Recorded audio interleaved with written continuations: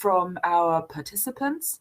And after we have given everybody a chance to briefly introduce their topic, their material, we are going to have a discussion amongst the participants on the issues introduced by the papers, but also perhaps on general issues concerning Sanskrit pedagogy. And we will then open the floor to questions from the audience. The questions, if you're an audience member, you can type into what's called the live Q&A and discussion. That's a button that should be on the right-hand side of your screen. Please feel free to use that. And with that, I would like to hand over to my colleague Sadananda Das, who is going to ask each of our presenters to summarize their talk. Thank you very much. Thank you, Antonia. Namaste to everybody. I welcome you all to the World Sanskrit Conference this year. Very happy to see you all. Today in our session, we have 9 participants, and I will call upon their names as they are in the list. The first presenter today is Miss Niketa Ben Hasmukh Bhai Chaudhary. I invite the presenter to present the presentation. Thank you.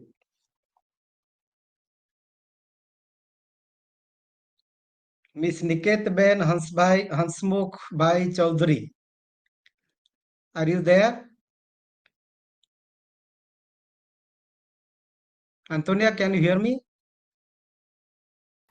I can hear you, but I cannot hear her. So maybe I cannot hear her as well. I cannot see her as well. Is she present? She is not here. She is not here. Thank you, Angela. Okay. Then maybe we try and call on her later. Maybe see if she's arrived by then. Yeah. Then our second presenter today is Dr. Anvay Mukhopadhyay. Are you present? Yeah. Are you there? Yeah, I'm there. Please go ahead. I invite you to present your paper. Okay. Thank you so much. Yeah. So how much time do I have for this? You have 2 to 3 minutes to summarize your paper. Sure. And then afterwards we will have a discussion on that. Sure.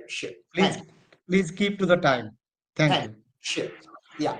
So my paper, which is titled Silhouettes of Saraswati, Women's Sanskritic Education in Varanasi and Kolkata, and Female Priesthood in Hinduism, actually talks about the relationship between women's Sanskritic education and female priesthood in Hinduism in contemporary times. So while we often talk about Sanskrit pedagogy in isolation from priestly activities, in the quote-unquote modern context and in association with the priestly activities in the context of, again, quote-unquote traditional or conventional context, I would like to see how it becomes important and relevant to bridge this gap, especially with reference to the issue of gender, but also with reference to the issue of caste. As I have explored in this paper, when we look at these two cities, Varanasi and Kolkata, we find a tradition of women's Sanskritic education, which has encouraged them to promote the ethos of gender egalitarianism. Of course, it's not an uninterrupted tradition, but it's there nevertheless.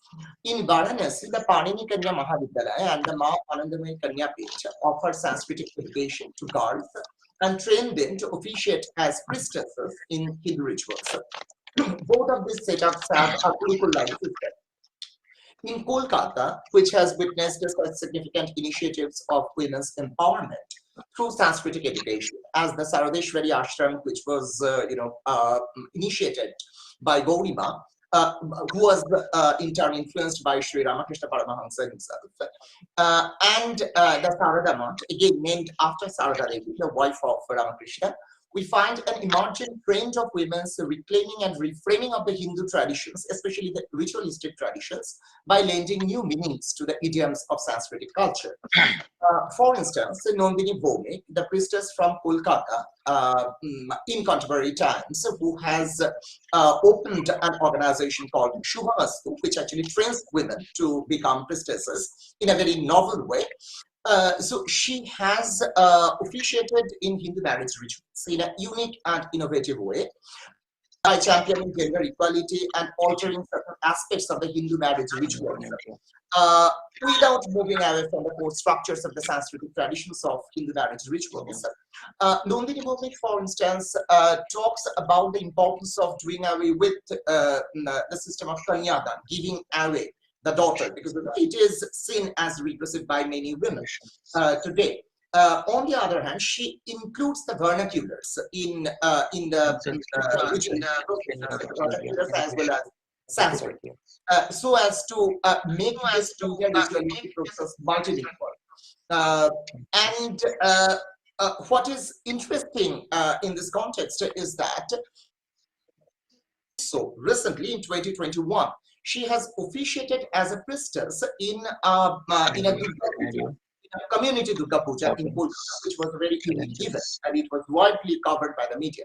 So my paper has focused on how these two models, on the one hand you have a traditional Gurukul-like framework, and on the other hand you have a more modernized kind of framework, more inclusive as well, more inclusive framework, such as we see in the case of Shubhamastu, how these two frameworks can be dialogized and how that can probably lead to a post-colonial model of Sanskrit pedagogy, where we can, outgrow systems and frameworks of both internal colonization and external colonization. So that was roughly the focus in my paper. Thank you.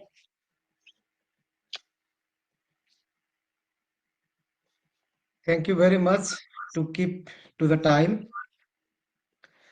Tonya, shall we have some discussions now, or all the discussions we can keep till the end? What do you think? It's absolutely fine with me either way. Whatever you prefer. You are more experienced in this than I am. I think maybe we can have a little discussion now, perhaps 2 minutes or so. If there are some questions, please ask.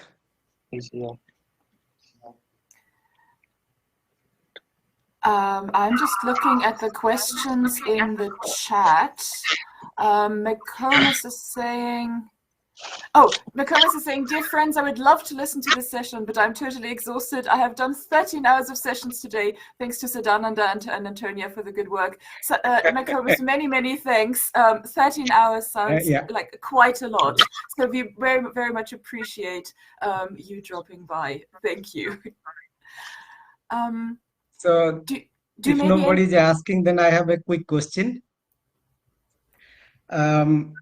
You have taken as an example these two schools, Panini Kanya Vidyapith in Varanasi, and also one in Calcutta, and also Ma Anandamai. There is Anandamai Kanya Vidyapith in Varanasi as well. So my question is, do you have also done a little survey if there are more such Kanya Vidyapithas or such schools or organizations or colleges in the other parts of India where they promote women studies, women Sanskrit studies and priesthood? Should I ask the question? Am I audible? Yes, please. Okay, thank you for that question. Yes, surely there are in fact a lot of such organizations, and Sanskrita Bharati is actively participating in such projects. So there are such organizations nowadays, not just in big cities, but even in apparently remote locations as well. Secondly, in Pune, in fact, there are quite a few organizations like this. But the reason why I have talked about these two cities is that, number one, I had to sort of narrow down the universe while talking about this phenomena. And secondly, what is unique about these two models is that while on the one hand you have a Gurukul-like framework, in the case of both the Anandamayi Kanyapit and the Panini Kanya Mahavidyalaya, in Kolkata we have a different kind of model. So it's a kind of more modernized training center kind of thing. And after Narendra Bhowmik, a lot of other equivalent scholars of Sanskrit also took up this project. So that was quite interesting for me. But yes, there are such organizations all across India, but I would say that such organizations need to proliferate more. Okay, thank you. There are more questions which we will discuss maybe after the end of the session. Thank you very much for your presentation. Now I would invite our second presenter today, Mr. Bhima Shankar N. Mr. Bhima Shankar, are you there? Please go ahead. I'm here. So, my approach to modern schooling system from the perspective of ancient Gurukul education system. So, all of us know what is education. So, and how major how much it is important. It is a very important role. Takes a very important role in overall development of mankind. As Swami Vivekananda said, education is the manifestation of the perfection already in the man. So actually, what does it mean? It means education is the process of improving oneself until becoming flawless, faultless. So eventually, education aims to transform oneself from non-perfect to perfect being. That is the aim of the education. If education the whole our earlier Gurukul education system was evaluated, was developed on the concept of this education, but drastically there were numerous Gurukulam in till 1900. It was drastically declined when modern schooling system was introduced and promoted in India. So obviously the question rises, when it was introduced, how it was introduced, and why it was introduced. So when the very first Charter Act, Indian Charter Act 1813, it was laid the foundation to for the education policy in India, and later Macaulay presented a report in the England Parliament, and that report emphasized on the education. It emphasizes on the education that education should be developed such personalities who are Indian in blood and color, but English in taste, in the opinion of moral and intellect. Later, Wood's dispatch came in 1854.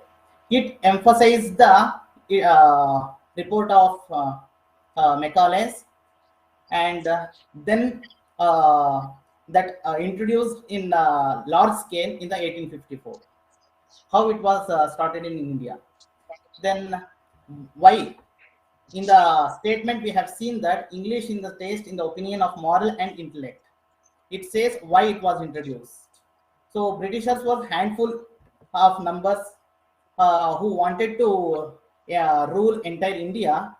So they thought if Indians were taught with our curriculum, learning curriculum, then we could get desired workforce for our services and jobs. So that was the intention. Then I said our ancient Gurukul system was there, declined. So how was this system working? In the ancient Gurukul system of education, Acharya was the self model for students, and he was he used to act what he preached, and he used to conduct simple living with less consumption of the materials, and there was no uniformity in the education. There was no uniformity in the syllabus, and there is no uniform teaching of methodology. It was teaching methodology was as per the student ability. So this and even education was making student self-independent. All sorts of life education was being taught, like stitches, cleaning, milking, gardening, plumbing, singing, all this. Even it is the example of mine. I studied in Gurukulam. I have seen all these things. I am able to do all these things. So it creates self independent person. And education, meal, and for residence would be the free of cost. So this was the way of way of functioning Gurukulas. And now we are looking for the alternative approach. Why? Because modern schooling system has failed to create a better student, or that's why we are looking for the alternative approach. Now the alternative approach should be when alternative approach is based on complete ancient Gurukul system, we can bring quality education in the society. So So you may please conclude. Okay, when we look at the syllabus of ancient Gurukul education, the whole syllabus was stand on 4 principles. Even if we add those 4 principles in our curriculum activities, then our education will be better. Those 4 qualities, those 4 principles were: one is all syllabus, all texts were preaching 4 purusharthas, and every teaching was based on universal welfare, and opening every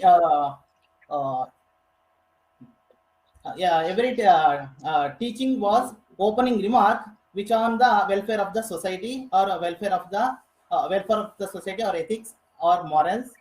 And more attention was given on the collective awareness rather than the individual awareness. These, if we follow these 4 principles in our curriculum or in our studies, we can bring back quality education, and we can make our society better. Thank you. Thank you very much, Mr. Bhima Shankar. If there are some quick questions, we can discuss now for 2 minutes. Otherwise, we go ahead. Maybe just a short question from me.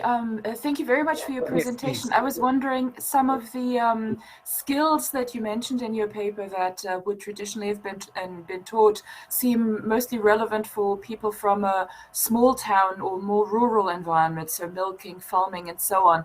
What skills do you think those should perhaps be replaced by, so that a Gurukul would prepare a child from a big city for life? Means what kind of qualities, or what kind of sorry, I couldn't hear. Apologies. What kind of skills? What kinds of activities? What kinds of skills should be taught, so that students who are from a big city, who would not be able to farm anywhere near where their parents live, or milk cows anywhere near where they're originally from, when they return home after they've been at the Gurukul, what skills should they learn? Okay. Actually, they should learn life skills. So life skills, obviously, one who is in city, they don't want milking, they don't nurture the cows, but life skill in the sense how to handle our mind, how to handle our body, how to handle fluctuations of life. So these actually life education is more important. That should be trained. That should be given in the Gurukulam. And even if you skill wise, they were preaching singing, or for playing an instrument. And I told stitchers how to stitch the cloth. Sometimes it might be not fit to the current tongues, in the current, it means people nowadays get ready-made clothes and these things. But if one should, or if one knows all these things, he feels very good, and he feels very independent.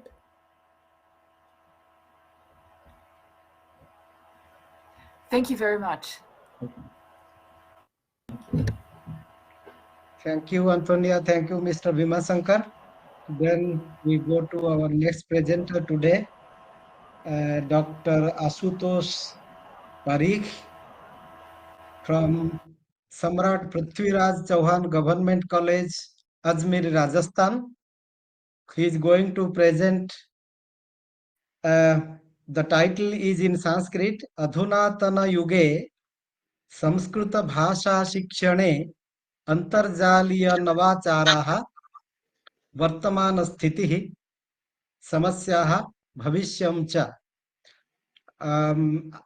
If he wishes, he can present it in Sanskrit as the title shows, or in English as he wishes. So the title would be in English, New Methods in the Internet in Learning Sanskrit Language, its present situation, problems, and its future in these days. Thank you, Dr. Parikh. Please go ahead. Thank you, Professor Sadanand. There is a quote in Kalidas Malvikagnimitam. The quotation is Puranam ityevana sadhu sarvam na chapi kavyam navamityavadyam. The meaning is, which is old, not every time is gold. But we can use the new things also, and we can elaborate these things in our teachings. Sanskrit Shikshanam, Sanskrit teaching is a field which should be developed and changed in our circumstances or in our ages. So Sanskrit teaching is also changing in this time. Dr. Sadananda said that title is in Sanskrit, but they would like to it would be presented in English. So I am presenting in English, and my presentation will be in Sanskrit. And you can see I am very summarize this topic very in 2 to 4 minutes, because the presentation is very big, and you can see that Sanskritam is the uh, are that type of language which is the language of humanity, which is the language of the every time ages. And this language is taught by in Gurukul in different type and different ways. The Gurukul system was also very powerful system, but in this time we have to change, we have to make some changes in our teaching style. And this time we are changing the style, and we are changing the way of teaching. So if we think that Sanskrit is difficult or easy, the difficulty might be possible when we are not using that thing. Everything is difficult and everything is easy. Which we are using, that is easy. Which we are not using, that is difficult. So I think that there are two problems, there are two causes. First is jnana bhavaha and second is prayoga bhavaha. Jnana bhava arthat lack of knowledge, and prayoga bhava, it means lack of use. So I don't think that we have lack of knowledge in Sanskrit, but as a student, as a teaching profile, we have lack of uses. So we have to increase our uses in Sanskrit. And now this time, internet facilities and internet innovative ideas are making this possible in India, not only in India, but all over the world. So we can see that there are many things on internet available, and able will help to finalize, to create this thing that we have. If we are asking Google that Sanskrit we are typing, then we can find these type of so many results on there. Sanskrit and Ved, and I have written many things here, and we are finding these type of many results on internet. So the internet is a very useful for Sanskrit literature, for Sanskrit studies, for Sanskrit teaching.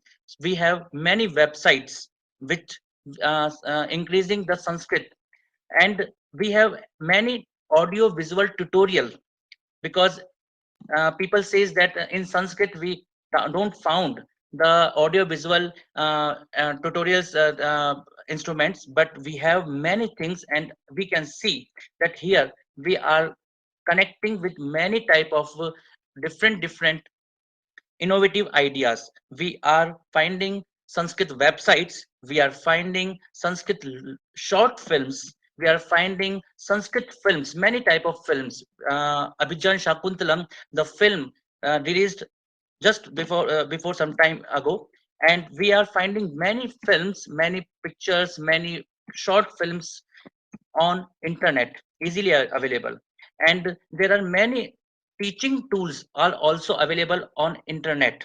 Sanskrit tutorial is a website which we can use for teaching, which we can use in schools also, and there are many things we can find on Sanskrit tutorial absolutely free. And digitization of books, we have finding many books, many scriptures on internet very easily, and there are many many uh, books are available. There are many magazines are available, there are newspapers are available, and we can find all these on internet also.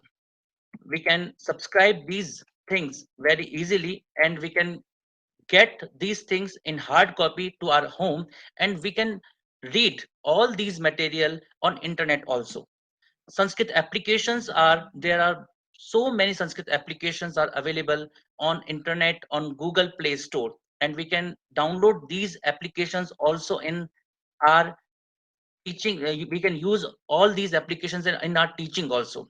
We can find Sanskritam on stamp collections, stamps also. We can find many other things in which we are using by yoga, and we are finding that Sanskrit is in this time very different style. We can find that Sanskrit is going, and we can find many Sanskrit songs who are originally in Sanskrit, who are translated by Hindi, and who are translated by other languages of the world.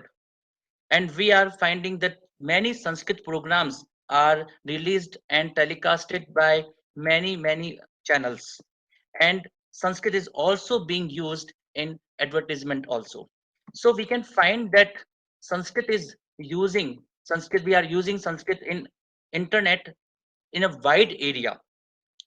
We are we can learn Sanskrit by online system also. There are many platforms which we can find on online, and this way Please try to conclude. we are going, yes sir, in this way we are going to elaborate Sanskrit, or Sanskrit is going towards everyone in all over the world. And when we say that Sanskrit, we have a song in Sanskrit that Pathayema Sanskritam Jagati Sarva Manavan Prapayema Bharatam Sapadi Parama Vaibhavam. And when we say this quotation, this song, then these innovative ideas which we are finding on internet will help us to make a reach of Sanskrit in all over the world. And these tools are very helpful for all of us, and we should make use of these tools in our teaching also. And if we will try to make this possible, then definitely we will find Sanskritam all over the world, all over the in all fields which we are using this. So I am concluding my presentation in by this, and Jaitu Sanskritam, Jaitu Bharatam. Thank you very much, Dr. Parikh, for your lovely presentation. Is there any short question to be discussed? Just to say, there are no questions from the audience so far, and just to encourage everyone, if you're interested in asking the presenter something, please do put your questions in the live Q&A and discussion box. Thank you, everyone. Yes, if nobody is asking now, maybe I can ask a small question.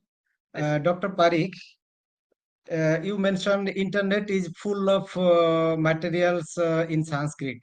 Yeah. Electronic books, PDF files, news, films, etc., etc.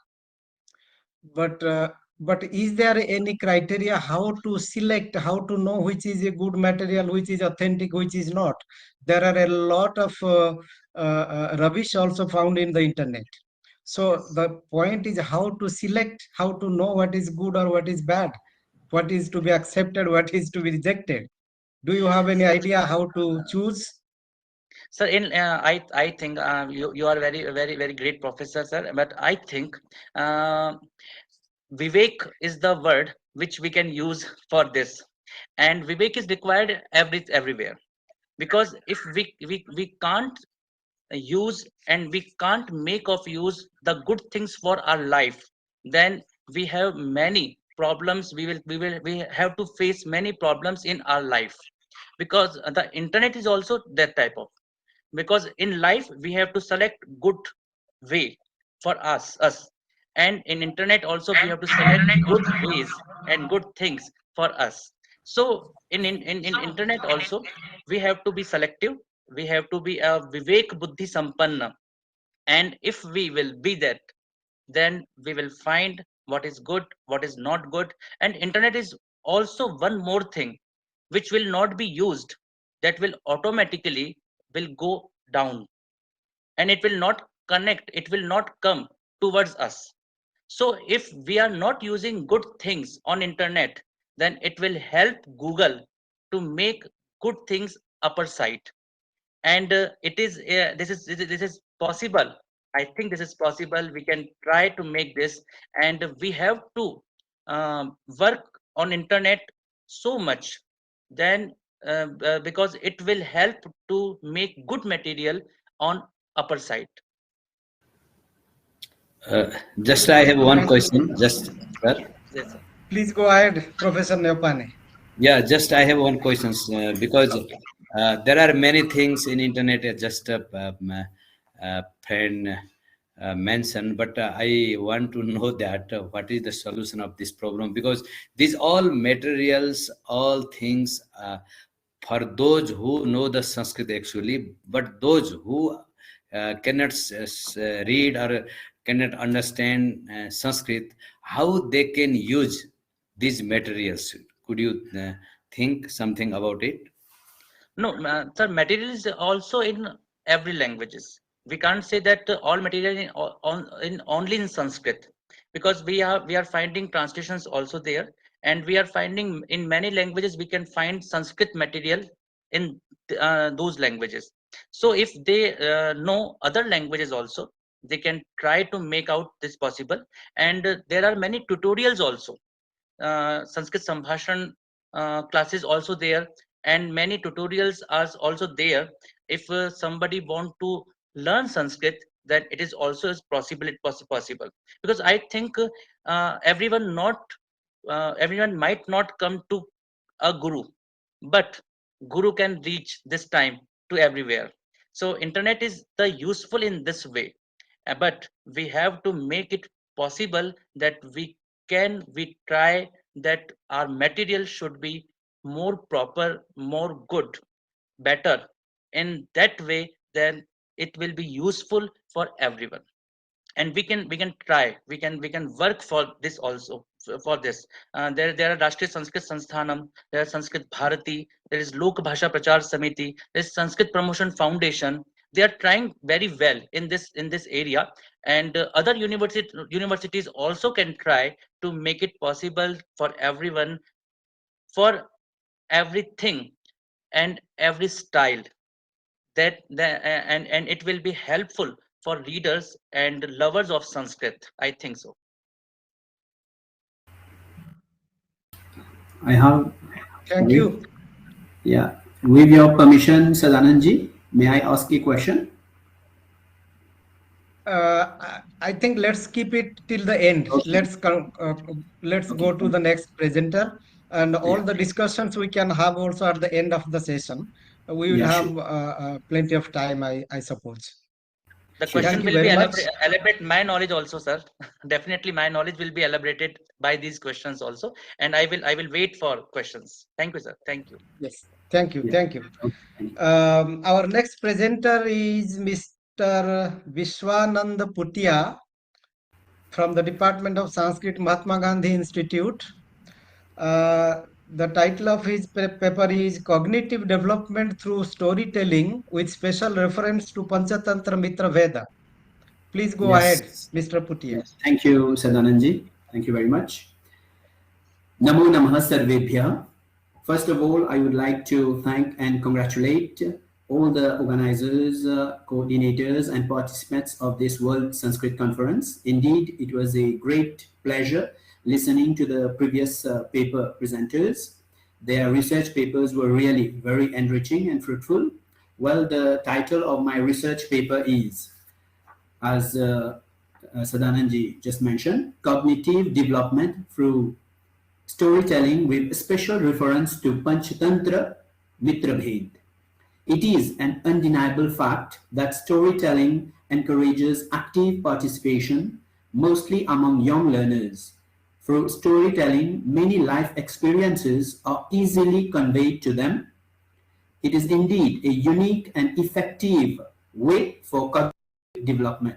Basically, this development takes place when a father or mother starts communicating with his or her children, especially by singing, narrating stories, and so forth. Cognitive development means how children imagine, probe, and figure things out, and it can also take place through storytelling. It is noteworthy that this method of teaching has been used in the Panchatantra, which is a book on animal fables. It is authored by a renowned Sanskrit scholar named Vishnu Sharma. Once he took a pledge that in 6 months he would turn 3 foolish sons of a king named Amar Shakti into intelligent princes. Having this clear objective in his mind, Vishnu Sharma started narrating the 3 princes the stories from the Panchatantra. Under the proper guidance of Vishnu Sharma, in due course of time, the king's 3 sons managed to develop their cognitive abilities. They gained knowledge of key concepts related to life, acquired skills to improve their life, and learned problem solving and decision making skills for the betterment of one's life and the society at large. It is noteworthy that Jean Piaget was the first psychologist who made a systematic study of cognitive development and gave it its name. He believed that people move through stages of development that allow them to think in new, more complex ways. Lev Vygotsky, another researcher of cognitive development, asserts that adults are very important for young children's development. They help children learn through mediation, which is modeling and explaining concepts. So it is important for adults to teach moral lessons to their children. These valuable lessons can be taught to them by narrating interesting or thought-provoking short stories. Vishnu Sharma also adopted this method of teaching and was able to transform those 3 illiterate princes into intelligent ones. Now we may ask the question, what is so special or unique about storytelling? In fact, it is deeply ingrained in the human psyche and is also essential because it is effective way of expressing human emotions and expressions and experiences. Indeed, there is an special approach that was adopted by Vishnu Sharma in the Panchatantra. All his stories are interlinked, and those who are listening to these stories are bound to be attentive and focused. These stories are so interesting and appealing that people of low ability too would attentively listen to them. Vishnu Sharma knew. Try to conclude. Vishnu Sharma knew that the 3 princes were very naughty by nature, and thus, by using the storytelling method, he not only taught them essential life lessons, but made them disciplined as well. To keep them attentive, Vishnu Sharma narrated these stories using humor and fun. In this way, in my research paper, through concrete examples from the Panchtantra, I have laid emphasis on the fact that storytelling enhances knowledge, it helps in improving necessary skills, and also develops problem-solving attitude. Thank you very much for your attention. Thank you, Mr. Kutia. Thank you. If there are one or two short questions, we can discuss now. Otherwise, we keep the questions till the end. Yeah. There's a question in the chat. There's a question in the chat that's meant for everyone. So I guess we keep that for the end. Okay. Okay. Thank you. Then I have also questions, but I keep it till the end. We go to our next presenter today, Dr. Jagdish Chand from the Government College, Arki, Himachal Pradesh, India.